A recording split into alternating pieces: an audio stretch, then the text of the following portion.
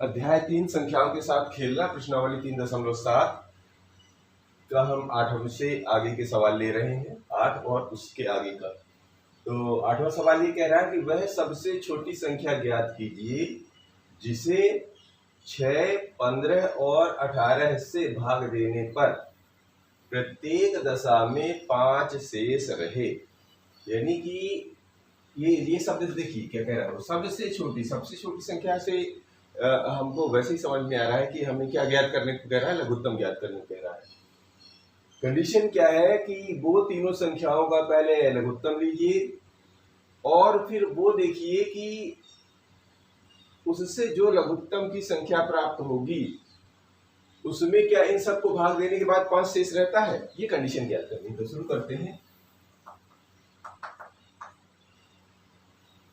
6, 15 और 18 का एलसीएम ज्ञात करेंगे। सबसे पहले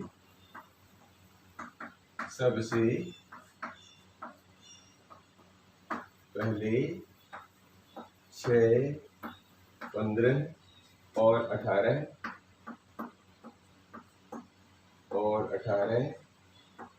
का एलसीएम या लासा ज्ञात करेंगे। ठीक है, ये तो हमारी कार्यवाही होगी। तो शुरू कर देते हैं। तो लासा ज्ञात करने का क्या तरीका है, सब एक साथ कर लोगे तो बेटर रहेगा। अलग अलग कर भी सकते हैं, जैसे अलग अलग करना चाहे तो छोटा अंक मतलब ज्यादा बड़ी संख्याएं नहीं है, एक साथ कर लो। तो ये रहा। तो 2 तिहाई 6, 15 में भाग नहीं जाता और 2 नाई 18। फिर 3 का 3 एकम 3, 3 पचे 15 और 3 तिरकाई 9। फिर 3 का 1, 5 और 3 एकम 3। ठीक है, अब 5 का तो 1, 1 और 1। तो लासा क्या निकल आया इसका, किसका निकाले हैं आप, यहाँ बीच में लिख लिया करिए। 6, 15 और 18 का निकाले हैं और निकला कितना, 2 गुणे 3 गुणे 3 गुणे ये 5। अब गुणा कर दीजिए तो 5 तिहाई 15, 15 तिहाई 45, 2 नहीं 90। ये तो लासा निकल आया। ठीक है, अब देखिए चूंकि इन संख्याओं का उभयनिष्ठ इन संख्याओं का ये जो 6, 15 और 18 का ही तो अभाज्य गुणनखंड निकाले हैं। इसका मतलब इस संख्या का अगर इसमें भाग देंगे तो पूरा पूरा भाग चला जाएगा, इसका भी भाग देंगे तो पूरा पूरा चला जाएगा, इसका भाग देंगे तो पूरा पूरा चला जाएगा, अर्थात इसमें से कुछ भी शेष नहीं बचता है। ठीक है, इसका मतलब ये हुआ।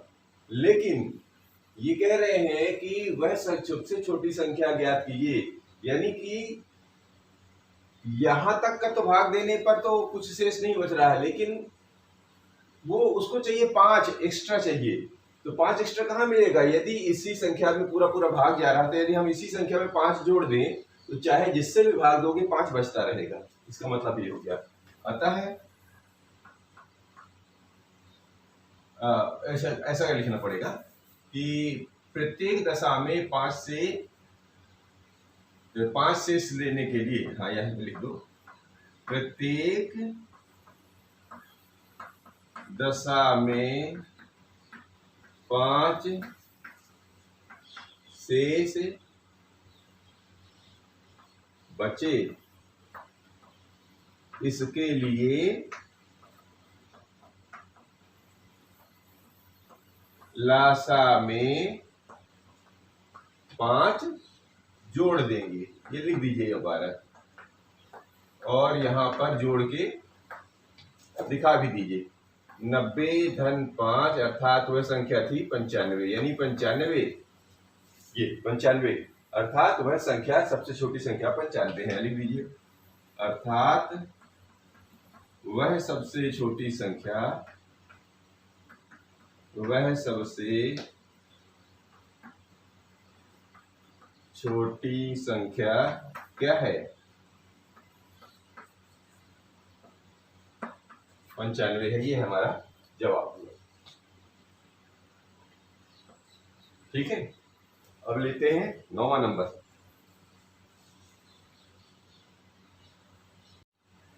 अब 9वां नंबर है कि 4 अंकों की वह सबसे छोटी संख्या ज्ञात कीजिए। तो 4 अंकों की सबसे छोटी संख्या क्या होती है? एक लगा के 3 शून्य और बढ़ा दो तो 4 अंक हो गए। तो अभी तो 1000 हमें याद है, ठीक है ना। 4 अंकों की वह सबसे छोटी संख्या ज्ञात कीजिए, लेकिन कंडीशन ये कह रहे हैं कि वो 18, 24 और 32 से विभाज्य भी होनी चाहिए। अब 18, 24, 32 से विभाज्य 1000 तो हमको याद है, लेकिन अब उसके आगे है या पीछे तो जा ही नहीं सकते। तो क्या 1000 में भाग चला जाता है इन सब का?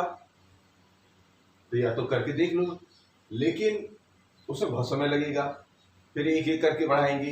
तो एक तरीका क्या होता है, इन सब का सबसे छोटी, जहां पर ये लिखा हुआ है सबसे छोटी संख्या और तीनों का, तो तीनों का एक पहले ऐसी संख्या निकाल लो जो तीनों की लघुत्तम समापवर्तक में आ जाए, यानी कि जिसमें तीनों संख्याएं बराबर बराबर भागीदारी ले सके, तो उसको बोलते हैं लघुत्तम। तो हम यहाँ पर लघुत्तम पहले निकालेंगे। तो इसके लिए सबसे पहले क्या करना है, 18, 24, 32 का लासा निकालना पड़ेगा। इसके लिए 18, 24, 32 का सबसे का लासा ज्ञात करेंगे। का लासा यानी लघुत्तम समापवर्तक ज्ञात करेंगे। ये लोग लासा ज्ञात करेंगे। तो लासा ज्ञात करने का क्या तरीका होता है, यहाँ पर लिया 18, फिर ये लिया 24 और ये लिया 32। अब शुरू कर दो। तो 2 से सम संख्या है, 2 9 18 और 2 से 12 दूनी 24 और 16 दूनी 32, ठीक है। फिर 2 से, तो 9 में तो जाता नहीं, 2 छक्का 12 और 2 अट्ठे 16। फिर 2 से लीजिए, अभी भी 9 में नहीं जाएगा, 2 3 6, 2 चौके 8, अभी भी 4 है। 2 से तो ये रहा 9, ये रहा 3, ये रहा 2 दूनी 4।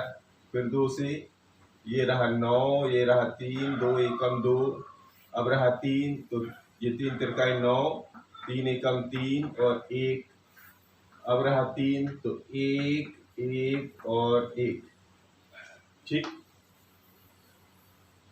अब इनका लासा निकाल लिया, तो लासा यहाँ लिख लो, लघुत्तम समापवर्तक किसका 18, 24 और 32। क्या निकला, ये देखो, ये जो निकला 1 2 3 4 5 तो 2 है, तो लगा दो। ये पहला, ये दूसरा, ये तीसरा, ये चौथा, ये पांचवा, और 2 तो 3 है, तो ये पहला और ये दूसरा। अब इन सब का गुणा कर लो तो आपका लासा मिल जाएगा। तो 3 तिरकाई 9, दूनी 18, दूनी 36, 36 दूनी 72, 72 और 2 दूनी 4, 72 में 4 का गुणा कर लो, ऐसा लिख लो, 72 गुणे 4, तो 4 दूनी 8, 4 सते 28। ये तो हमारा वो निकल आया जिसमें इन सभी संख्याओं का जो पहला जो गुणज आता है, यानी कि इस सभी संख्याओं को सम्मिलित जो पहला गुणज आता है वो 228, सॉरी 288। अब ये जो 288 है, अब यहां से शुरू होती है कि वह सबसे छोटी संख्या, तो आपको यहां से शुरू, यहां तक तो आप पहुंच गए।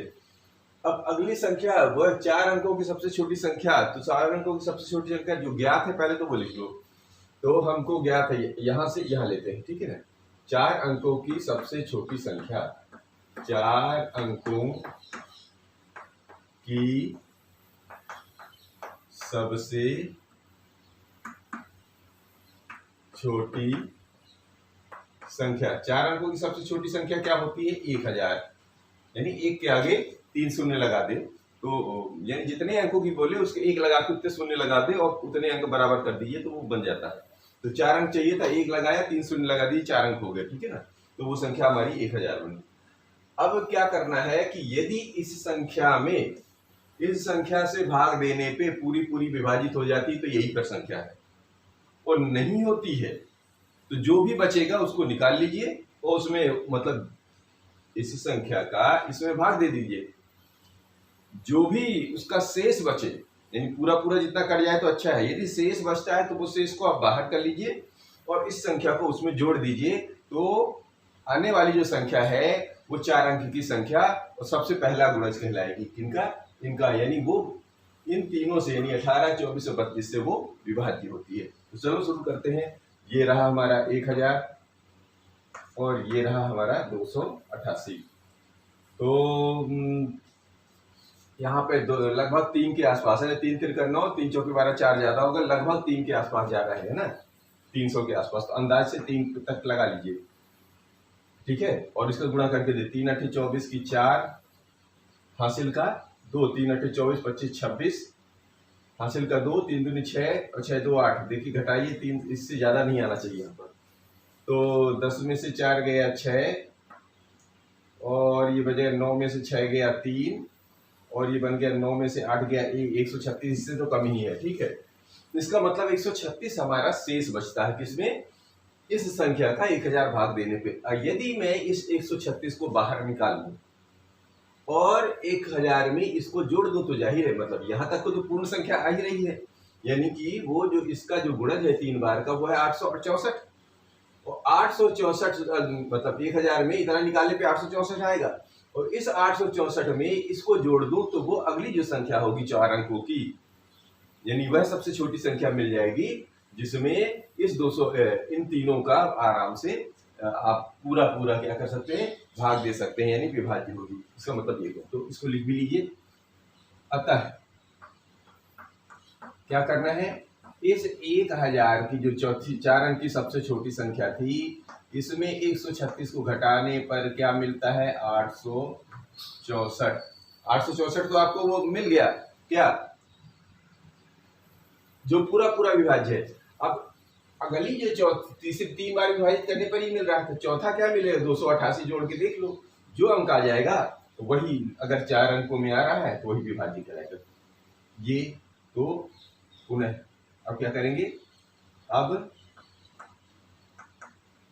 864 में 288 को जोड़ देना। देख लीजिए कितना आता है। तो 8 4 12 की 2 हासिल का 1 और 8 6 14 1 15 की 5 हासिल का 1, 8 2 10 और 11 1152, यानी 1152 जो अंक आ गया वो 4 अंकों में भी है और 288 से पूरा पूरा भाज्य भी होगा, यानी 288 से भाज्य होगा अर्थात 18 24 32 से पूरा पूरा भाज्य होगा। अर्थात 4 अंकों की वह सबसे छोटी संख्या, तो ये लिख देंगे, वह सबसे छोटी संख्या 1152 है। वह सबसे छोटी संख्या, सबसे छोटी संख्या 4 अंकों की,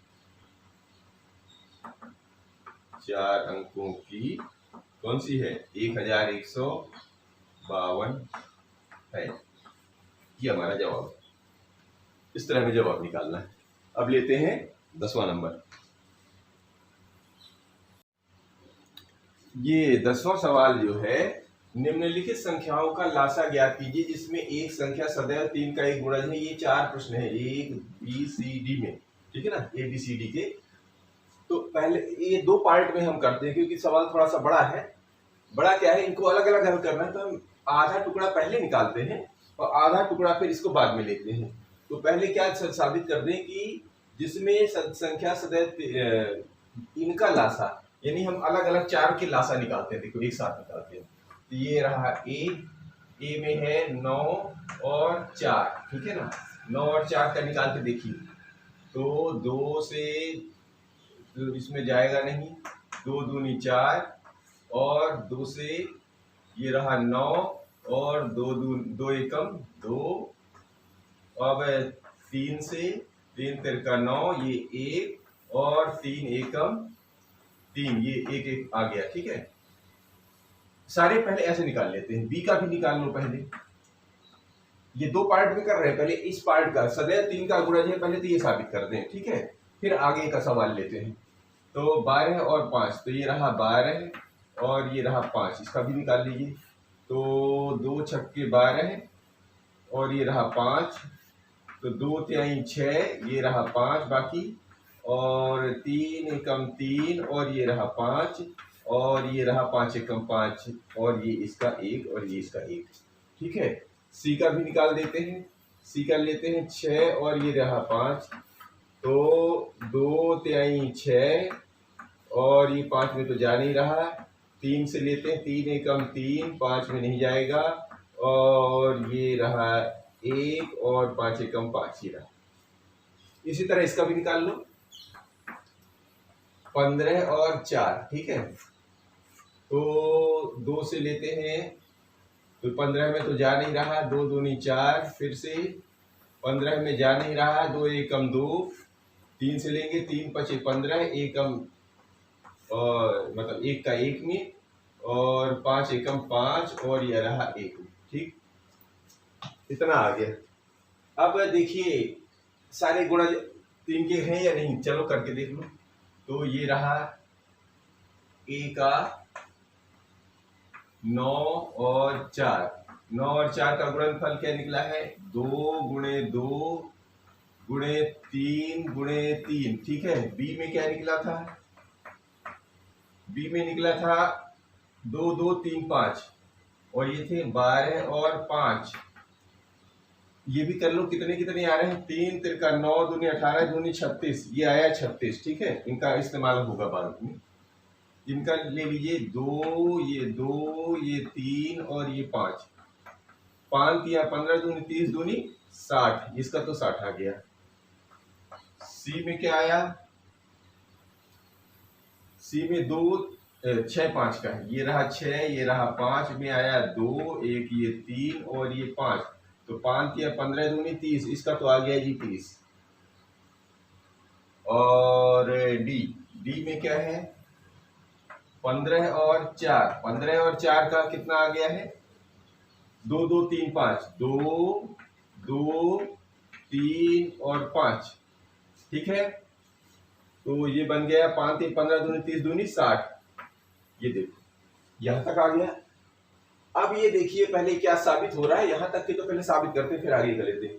3 का एक गुणज है, क्या सब में 3 है, इसमें भी 3 है, देख लीजिए 1 3 3 आ रहा है ना, एक इसमें भी 3 है, एक इसमें भी 3 है, इसमें भी 3 है, इसमें भी 3 है। इसका मतलब ये है कि ये संख्याएं 3 का एक गुणज है। लिखेंगे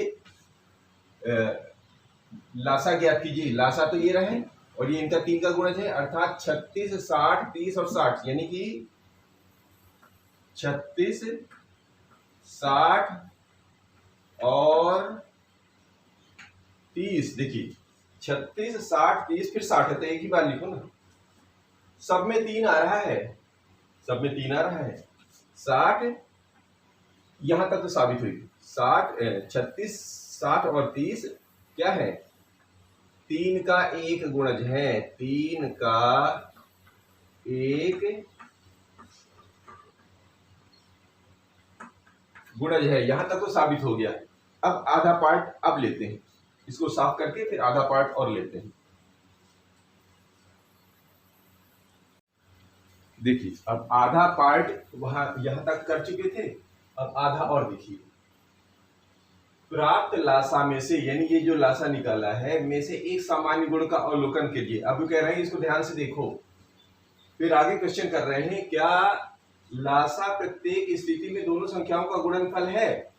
तो देखो जी इन दोनों का गुणनफल है क्या, तो यहीं पर आगे हम कर लेने की कोशिश करते हैं।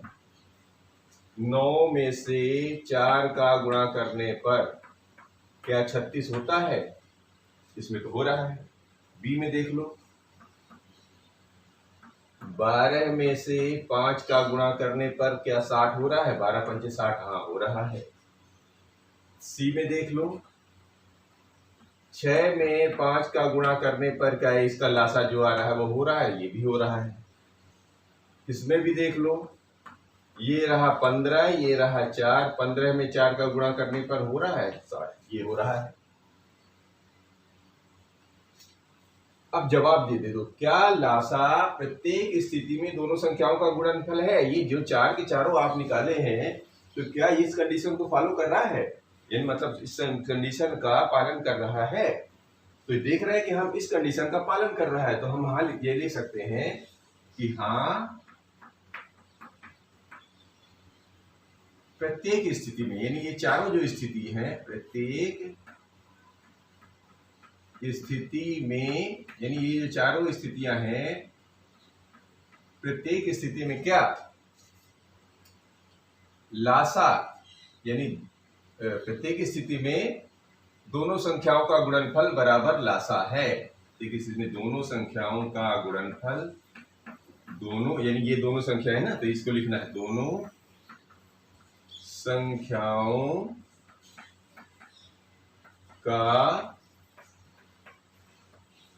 संख्याओं का गुणनफल बराबर लासा, यानी लघुत्तम समापवर्तक, जिसको लोएस्ट कॉमन मल्टीपल बोलते हैं। यहां तक तो साबित हो गया, ठीक है। हाँ, यानी ये वाला पहला पार्ट यहाँ पर हल हो गया। अब दूसरा इसी में कह रहे हैं कि क्या हम निष्कर्ष निकाल सकते हैं कि दो संख्याओं का लासा सदैव 3 का एक गुणज है। अब ये कैसे 3 का गुणज कैसे करें? ये जो लासा में 3 सब में मिल रहा है कि नहीं, तो अभी अभी हम लोगों ने देखा ना, इसमें भी 3 है, इसमें भी 3 है, इसमें भी 3 है, इसमें भी 3 है। इसके आधार पर हम कह सकते हैं क्योंकि 3 सभी में उभयनिष्ठ है। देख लो, सभी में उभयनिष्ठ है ना 3, बाकी की बात नहीं कर रहा हूं, केवल 3 का है। तो आप लिख सकेंगे क्योंकि 3 प्रत्येक का एक गुणज है, नहीं इसी का तो गुणज ही तो निकल के आया है, मतलब गुणा आ ही रहा है। तो प्रत्येक क्या लिखेंगे हम, निष्कर्ष निकाल सकते हैं कि दो संख्याओं का लासा सदैव 3 का एक गुणज है।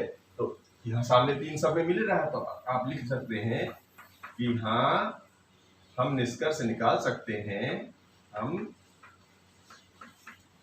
निष्कर्ष निकाल सकते हैं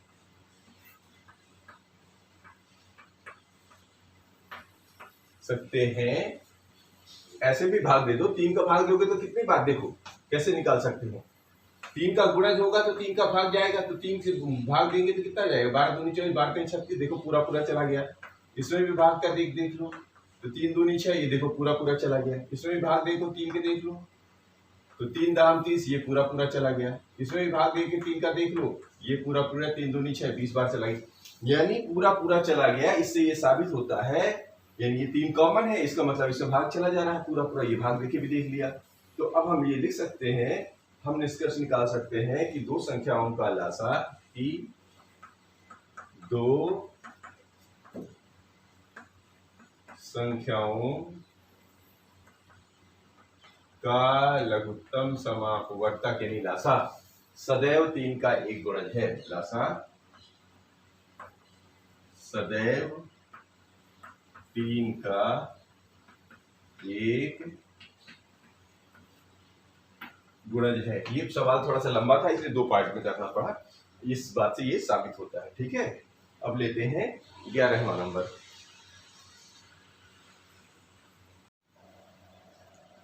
ये 11वां प्रश्न ये है कि निम्नलिखित संख्याओं का लासा ज्ञात कीजिए जिनमें एक संख्या दूसरी संख्या का एक गुणनखंड है। ठीक है, ये पहले से बता रहा है कि ये जो पहली संख्या है दूसरे का गुणनखंड है, इन दोनों में से छोटी संख्या जो होगी बड़े का गुणनखंड होगी। ठीक है ना, ये तो कह रहा है, ठीक है। तो ये 4 तो ये दिए हैं। फिर ये कह रहे हैं प्राप्त परिणामों में से आप क्या देखते हैं। इसका मतलब पहले तो आप गुणन ये निकालिए, लासा निकालिए इनका, फिर देखते हैं कि क्या दिख रहा है। तो यहीं पर क्रम से ले रहे हैं। ये लीजिए ए को लिखते हैं 5 और 20, यहीं पर करते हैं क्योंकि एक साथ करना है। तो चलिए शुरू करते हैं, 5 का लेते हैं 20 का, ये यहाँ पर लिखो ए। तो 2 से लेंगे, 5 में तो जाएगा नहीं, 2 दाहम 20 यहाँ पर, ठीक है। ये 5 में तो जा नहीं रहा है, 2 पंचे 10 और 5 एकम 5 और ये 1, ठीक है। बी नंबर लेते हैं। बी में क्या होता है 6 और 18, 6 और 18, तो 2 3 6, 2 नहीं 18, अब 2 से तो जाने से रहा, ठीक है। 3 से तो 3 एकम 3, 3 तिरका 9, फिर अगेन 3 1 और 3 एकम 3, ठीक है। सी में भी देख लो, ये रहा 12 और ये रहा 48, तो 12 का 2 छक्के 12 और 24 दूनी 48 होता है, 2 से शुरू करेंगे, 2 3 6 और 12 दूनी 24, फिर 2 से ही लीजिए, 3 में तो जाना रहा, 2 छक्के 12, 2 से 3 में नहीं जाना, 2 3 6, अब 3 से दोनों 1 में कन्वर्ट हो गए। ठीक है, ये लो, अभी डी भी निकाल लो, ये रहा डी, ये रहा 9 और 45, तो इसमें तो विषम संख्या है, तो 3 3 का 9, 15 3 45, फिर 3 से 3 एकम 3, 3 5 15, और ये 1 और 5 एकम 5, ये देखो। अब वो बोल रहे हैं लासा, लासा बोले ये, तो इनका लिख लेते हैं। ए में क्या आया है, यहाँ पर इसका जवाब भी लिखना पड़ेगा। ए में आया है, ए कितना है, 5 और 20, 5 और 20, तो इसका निकला है 2 2 5, 5 दूनी 10 दूनी 20, इसका लासा आया 20। दूसरे वाले में देखिए, ये रहा बी, बी में क्या रहा है, 6 और 18 का, 6 और 18 का निकाला था ना, 6 18, तो ये रहा है 2 3 3, तो 3 3 का 9 दूनी 18, और सी में कितना आया है देखिए, 12 और 48, ये रहा 12 और ये रहा 48, इनका क्या निकला है, 1 2 3 4, 4 तो 2 है, 1 2 3 और ये चौथा 2 और ये पहला 3, इसका भी कर लिए, 3 दूनी 6 दूनी 12 दूनी 24 दूनी 48, ये लीजिए 48 आ गया। और डी में क्या है, 9 और 45, ये रहा 9 और ये रहा 45, इसका कितना निकला देखिए, 3 3 5, ये रहा 3, ये है 3 और ये 5, तो कितना निकला, 5 3 15, 15 3 45। अब यहाँ तक तो हल हो गया। ठीक है, तो अब देखो, पहले फिर से पढ़ो, निम्नलिखित संख्याओं को लासा ज्ञात कीजिए। ये संख्या है, इनका लासा निकल आया, जिनमें एक संख्या दूसरी संख्या का गुणनखंड है। पक्का ये, क्योंकि ये गुणनखंड है, वो तो पहले से कह रहे हैं गुणनखंड है, हाँ है, क्योंकि सब में देखो वो संख्या आ ही रही, देखो है ना, 5 भी आ रहा है, 6 तो 3 दूनी 6, 12 तो 4 और 3 4 3 12 है ना, ये मिल ही रहा है। ऐसे इसमें भी 3 3 9 9 15 45, ठीक है, गुणनखंड हो गया। प्राप्त परिणामों में से आप क्या देखते हैं, देखो ध्यान से देखो, इनमें क्या दिख रहा है, 5 और 20 में जो सबसे बड़ी संख्या वो यहाँ दिख रही है, 6 और 18 में सबसे बड़ी संख्या, इसका लासा दिख रहा है, 12 और 48 जो सबसे बड़ी संख्या है उसका लासा भी तो 48 ही है। इसी तरह 9 और 45 में देखेंगे तो 45 यहाँ पर भी है, 45 लासा भी निकल के आ रहा है। तो क्या निष्कर्ष निकाल सकते हैं, निष्कर्ष ये निकाल सकते हैं कि इन दोनों संख्याओं का लासा जो इन दोनों संख्याओं में जो बड़ी संख्या है वही है। ये तो परिणाम निकला ना, तो हम लिख भी सकते हैं कि इन दोनों संख्याओं का क्या लिख सकते हैं, परिणाम क्या देखते हैं, इन दोनों संख्याओं का लासा, यानी कि दोनों संख्याओं का लासा दोनों संख्याओं का लासा, ठीक है, दोनों संख्याओं का लासा उन दोनों संख्याओं में से सबसे बड़ी संख्या है, उन दोनों संख्याओं में से सबसे बड़ी संख्या है, से बड़ी संख्या है। यानी इन कंडीशन में हम देख रहे हैं कि जो जिनका हमने ये लासा निकाला है, तो वो जो सबसे बड़ी संख्या है वही लासा निकल के आ रहा है। देखो 5 20 में 20, 6 18 में बड़ी संख्या 18, 12 48 में बड़ी संख्या 48, तो वहाँ लासा भी 48, 9 45 में बड़ी संख्या 45, तो 45 ही लासा। तो हमने प्राप्त परिणाम में क्या देख रहे हैं, तो ये देख रहे हैं कि दोनों संख्याओं का लासा उन दोनों संख्याओं में से सबसे बड़ी संख्या है। ये इसका जवाब हुआ। उम्मीद करता हूं कि समझ में आया होगा। मिलते हैं अगले प्रश्नावली के साथ अगले वीडियो में।